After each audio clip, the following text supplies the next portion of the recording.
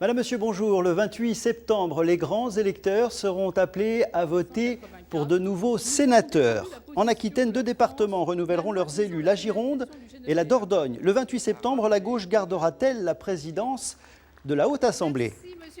Pour en parler aujourd'hui, sur le plateau de La Voix est libre, 2 invités, Bernard Cazeau et Jean-Jacques de Peretti. Sénat, mode d'emploi, on regarde ce premier reportage et on ouvre le débat. Les élections sénatoriales, elles ont lieu le 28 septembre. Ne sont concernés qu'un département sur 2, les sénateurs étant renouvelés par moitié tous les 3 ans. Cette année, seront élus 178 sénateurs dans 58 départements métropolitains et 5 territoires d'outre-mer. Les départements concernés sont ceux dont le numéro est compris entre 1 et 36 et les départements compris entre 67 et 90, à l'exception de ceux de l'Île-de-France. Qui vote? Environ 160 000 grands électeurs. Ce sont les maires et les conseillers municipaux, les conseillers régionaux et généraux et les parlementaires du département concerné. 2 modes de scrutin pour cette élection. Le scrutin majoritaire à 2 tours s'il y a 1 ou 2 sénateurs à élire. Le scrutin proportionnel pour les départements ayant 3 sénateurs et plus à renouveler. Cette année, pour la première fois, le candidat et son suppléant doivent être de sexe différent. Jean-Jacques de Peretti, bonjour. Bonjour. Merci d'avoir accepté notre invitation. Alors, vous êtes maire de Sarlat, vous avez été ministre de l'Outre-mer, vous êtes conseiller d'État. C'est la première fois que vous vous présentez à une élection sénatoriale, donc en Dordogne. Merci à nouveau d'avoir accepté cette invitation et ce débat. Merci à vous. Bernard Cazeau, bonjour. Bonjour. Vous êtes socialiste, vous êtes le président du Conseil général de Dordogne. Vous êtes sénateur depuis 1998, sénateur sortant. Donc, vous avez 75 ans, vous avez déjà accompli beaucoup de choses. Merci d'accepter notre invitation. Alors, première question, pourquoi être à nouveau candidat aujourd'hui? Bien, pour une raison simple. D'abord, intellectuellement et physiquement, je me sens en pleine forme. Et je crois que c'est ça qui compte quand on fait de la politique. Plus que des années. Par ailleurs, les années sont aussi de l'expérience. Et en plus, je suis à fond, je suis déjà parti à fond préalablement à ce renouvellement dans le débat sur la réforme territoriale. Et je souhaiterais pouvoir continuer à mener à bien ce problème, car je pense que c'est quelque chose de très important pour l'avenir, et notamment pour nos communes, notamment en milieu rural. Alors, vous venez de le dire, vous êtes en pleine forme et c'est tant mieux, mais est-ce qu'aujourd'hui vous avez encore des projets novateurs à apporter que vous n'avez pas pu défendre précédemment, depuis 1998 en l'occurrence? Un projet novateur, aujourd'hui, il y en a un seul. Enfin, il y en a bien d'autres. Dans le cadre du Sénat, il va y avoir les budgets, notamment le budget de l'État, ensuite le budget de la sécurité sociale. C'est ce qui fait le temps le plus important des 3 derniers mois de l'année. Mais aussi, il va y avoir cette réforme territoriale où il est question, à terme, plus ou moins, il était question, parce que la chose évolue actuellement, de supprimer le département. Et dans ce domaine-là, je pense qu'il y avait une intervention forte à faire. J'ai commencé à la faire et les interventions que j'ai pu faire avec un certain nombre de mes amis préalablement avant la fin de la dernière session ont déjà fait évoluer, notamment le Premier ministre, qui vient de déclarer d'ailleurs qu'en milieu rural, eh bien, il faudra continuer à avoir une collectivité. Alors on va revenir sur la réforme territoriale parce que c'est quand même un petit peu un pas en avant, un pas en arrière. On voit bien qu'il y a un tâtonnement. On va essayer de comprendre ce qui se passe. Jean-Jacques de Peretti, c'est la première fois que vous êtes candidat au sénatorial. Vous avez une longue carrière politique. Qu'est-ce qui vous a décidé? Pourquoi ce choix maintenant? Je pense qu'on est à un moment historique dans la réforme territoriale parce que ce qui se fait en ce moment perdurera pendant les prochaines années. Et on a bien réglé le problème urbain avec les métropoles et la loi de janvier dernier. On règle correctement les régions, il nous faut des régions fortes, mais la France des territoires est totalement laissée à l'abandon. Et l'un des objectifs dans les projets que nous avons avec François Roussel, c'est de faire en sorte que législativement, nos territoires ruraux, la France des territoires, soient reconnus, au même titre d'ailleurs que l'est partiellement la montagne ou le littoral. C'est un point très important parce que lorsqu'on regarde la carte de France, On voit bien, et c'est normal, les grandes villes, les métropoles ont beaucoup de problèmes. Il faut bien les organiser. On voulait des régions fortes, on va les avoir, 13 régions. Mais les territoires ruraux, c'est toujours le reste. Ils ont besoin d'un statut législatif pour pouvoir passer des conventions et discuter avec l'État, avec la région, notamment dans le cadre de la nouvelle feuille de route dont on distingue aujourd'hui mal les perspectives. Ce que vous dites aujourd'hui, c'est que les habitants des départements ruraux sont en danger. Ces départements-là n'ont plus la reconnaissance nécessaire. Je ne dis pas qu'ils sont en danger, je dis qu'ils ne sont pas pris en considération. Bernard Cazeau parlait tout à l'heure du budget. Nous avons été, dans le cadre de la loi de finances pour 2014, la DGF a diminué dans toutes nos communes, d'une manière pratiquement uniforme, qu'on soit dans un milieu urbain ou qu'on soit dans un milieu rural. Et pour les 3 années qui viennent, c'est 11 milliards d'économies, c'est-à-dire 3 fois plus chaque année. Nos territoires ruraux ne peuvent pas les supporter, ils sont au bout du rouleau. Et ils font le dos rond, ils acceptent beaucoup de choses. Nos élus sont fantastiques partout en France, et particulièrement en Dordogne. Mais il y a un moment où ils ne pourront plus. Je dis bien souvent, ils vont péter les plombs.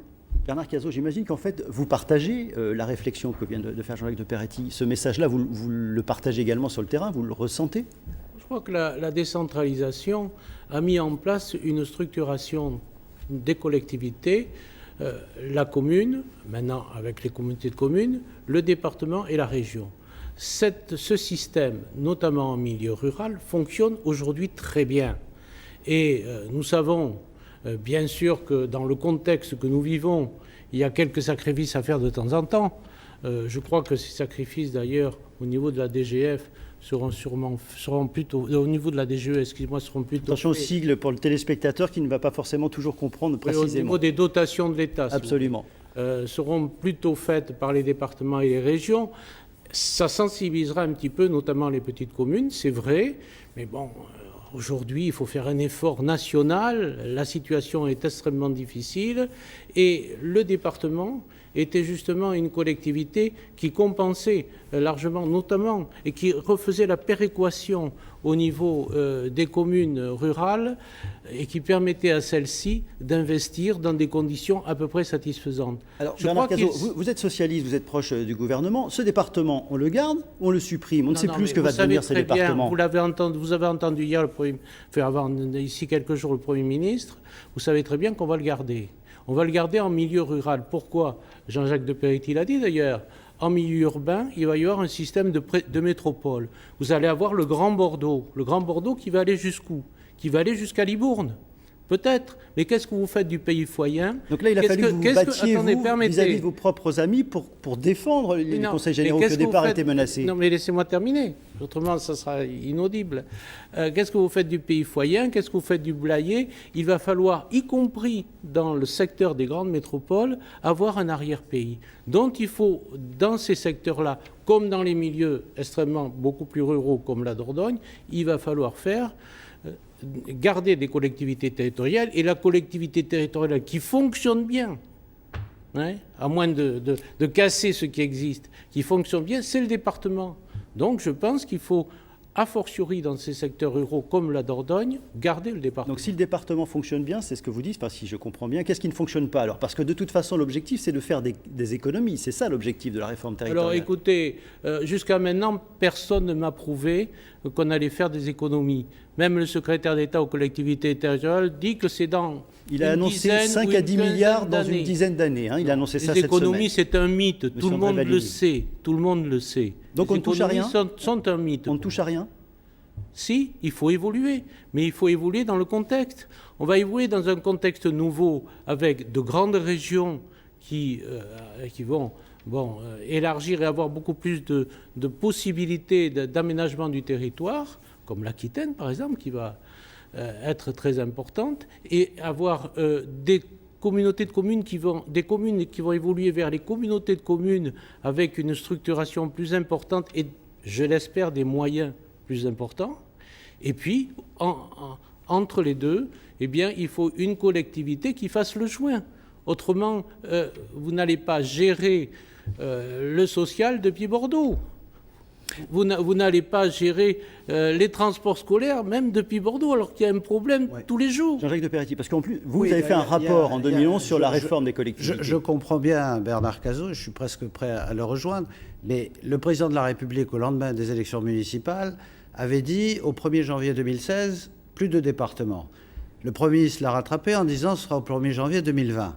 Maintenant, le Premier ministre nous dit mais dans les départements ruraux, on gardera peut-être le Conseil général. Ça pose d'énormes problèmes, mais dans cette affaire, le droit rend modeste. D'abord, ça pose des problèmes constitutionnels.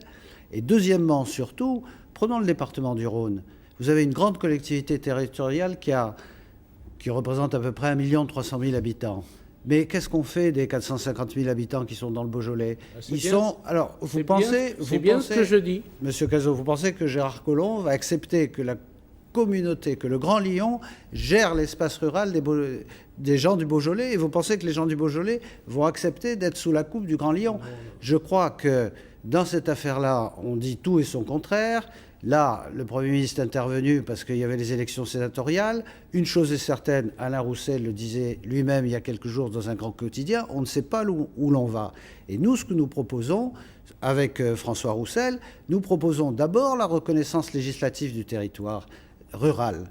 Et après, dans chaque département, un conseil départemental, dans tous les départements, parce qu'il faut aussi une harmonie. C'est la même chose. Oui, mais je dis dans tous les départements, qui regroupe par exemple, si vous prenez la Gironde, il y aura Bordeaux, le Grand Bordeaux, et il y aura des territoires ruraux composés de communautés de communes. C'est ce que je disais préalablement. Ce sera, oui, mais c'est pas le département, parce que quand vous dites, il faudra quelque chose. Mais c'est pas tout à fait le département, parce que quand vous dites le département, il faut pas oublier qu'aujourd'hui les conseils généraux dans le projet de loi sont vidés de leur contenu. Ils ne gardent que l'action sociale.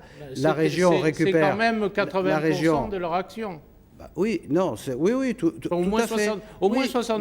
Mais vous savez, tout ça Monsieur Cazeau, vous savez très bien. Une simplification des collectivités. C'est quand même ça le but de la réforme territoriale. On va y revenir. Je voudrais juste simplement, je l'ai dit en début de cette émission, il y a 2 postes à pouvoir en Dordogne et il y a 9 candidats pour ces 2 postes. Vous en faites partie, bien sûr, mais j'aimerais qu'on voit l'ensemble des candidats avec cette présentation signée Fabrice Bidot.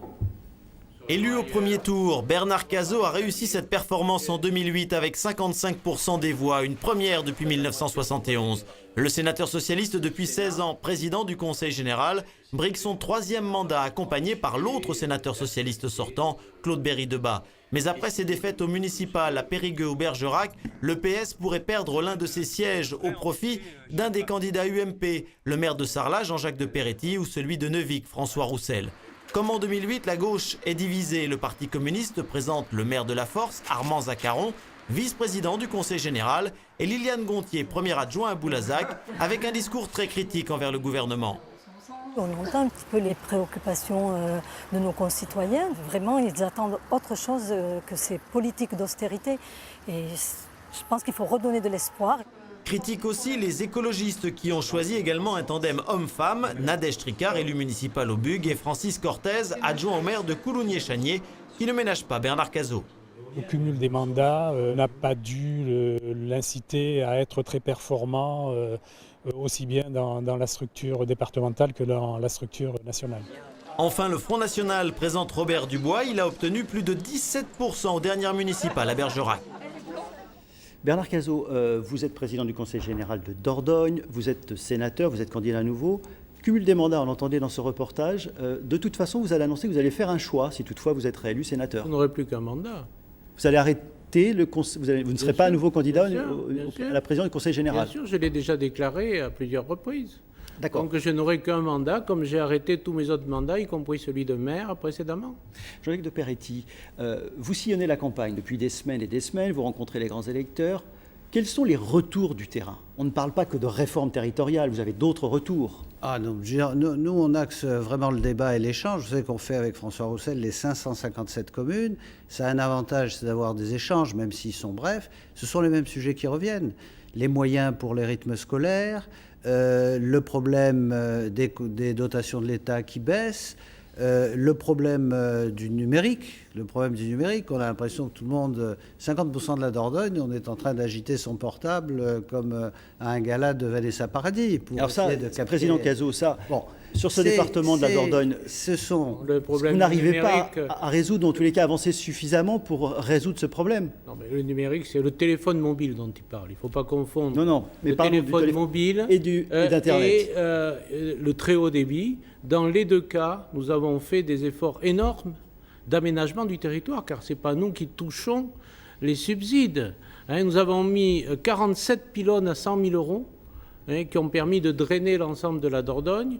Aujourd'hui, France Télécom et SFR et Bouygues nous disent ça suffit, maintenant on va passer à la 4G. Donc nous attendons la 4G et nous espérons qu'elle va aller très vite, mais ce sont les opérateurs. Quant au très haut débit, nous venons de mettre en place un syndicat où tout le monde se retrouve à l'intérieur, y compris en accord avec la région Aquitaine, parce que pour nous, c'est quand même plus de 800 millions d'euros de travaux. Est-ce que c'est pas ce qui démontre qu'il y a une fracture qu'il y a deux France, celle qui justement est équipée, les grandes métropoles, et puis les départements ruraux qui ne le sont pas? Celle qui est juteuse, comme disent les opérateurs, et celle qui ne l'est pas. Et nous, en matière de juteux, pour reprendre leur expression, il y a Périgueux et Bergerac. Après, c'est fini. Le reste, c'est le citoyen qui est obligé une deuxième fois de payer à travers les collectivités qui aménagent, comme je vous l'ai dit, et nous allons faire pareil pour le très haut débit. Dans les 10 ans, nous ne raterons pas l'avènement du numérique. Il faut que les Périgourdins le sachent. Ils ont raté les routes à une époque, il a fallu les rattraper à grands frais. Nous ne raterons pas l'arrivée du numérique. Notre dossier est bien placé à Paris. J'ai encore eu Axel Lemaire il y a peu, et ce dossier va évoluer dans de très bonnes conditions. Jean-Jacques de Peretti, je vous ai entendu dire, ou j'ai pu lire, que vous estimez que le Sénat se meurt. Que faut-il pour réveiller le Sénat? Et même la question qui se pose, est-ce qu'aujourd'hui, il nous faut encore un Sénat? Je crois qu'il faut qu'il arrête de pantoufler. Le cœur de métier du Sénat, c'est la défense des collectivités. Quand je dis qu'il faut reconnaître législativement les territoires ruraux, c'est parce que c'est un manque.